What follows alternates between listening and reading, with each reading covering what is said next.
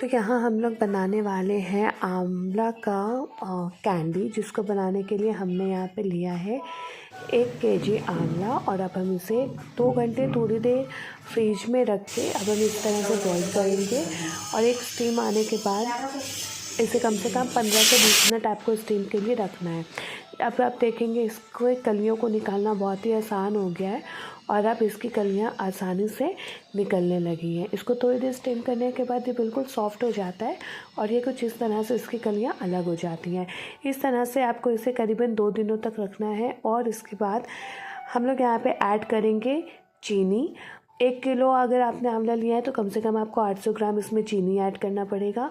और यहाँ पे चीनी डाल के अच्छे से मिक्स करके हम इसे एक कंटेनर में डाल के कम से कम 2 दिन के लिए छोड़ देंगे, जिससे इसके जो चीनी का जो पानी है वो आंवला एब्जॉर्व कर ले। तो अब यहाँ पे हम इस डब्बे को पैक करके 2 दिनों तक इसी तरह से छोड़ देंगे।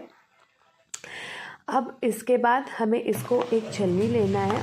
तो देखिए पहले अभी आप यहाँ पे देख सकते हैं कि किस तरह से पानी बिल्कुल एब्जॉर्व हो गया है आंवला में और अब इसके पानी भी अलग हो गई है। तो अब इसके बाद हमें क्या करना है कि आंवला को इसके पानी से अलग करने के लिए इस तरह से हमें इसे छान लेना होगा, जिससे इसका सारा जो एक्सेस पानी है वो निकल जाए और आंवला ने अच्छे अमाउंट में पानी को एब्जॉर्व कर लिया है। अब इस तरह से हम लोग आंवला को साइड रख के धूप में सुखा देंगे।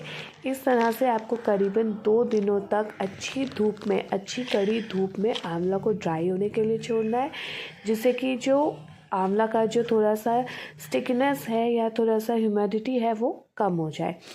तो अब आप देख सकते हैं कि आपका आंवला बिल्कुल ही सॉफ्ट और अच्छे तरह से ये रेडी हो गया है। अब बस ये फाइनल स्टेज पे है और अब हम लोग यहाँ पे ऐड करेंगे चीनी। ये चीनी को हमने बारीक पीस लिया है। अब इसका हमने पाउडर बना लिया और इस तरह से हमने इसे पूरे आंवला पे रैप कर देना है। इसे अच्छे से मिक्स कर लेंगे, जिससे कि जो आंवला का जो पाउडर है वो पूरे आंवला को अच्छे से कवर कर ले और इसमें एक अच्छा पाउडर टेक्सचर आ जाए। बस अब आपका आंवला कैंडी बन के बिल्कुल तैयार है। इस तरह से आप इसको स्टोर करके किसी भी कांच के बाउल में या अच्छे से रख सकते हैं और आप इसे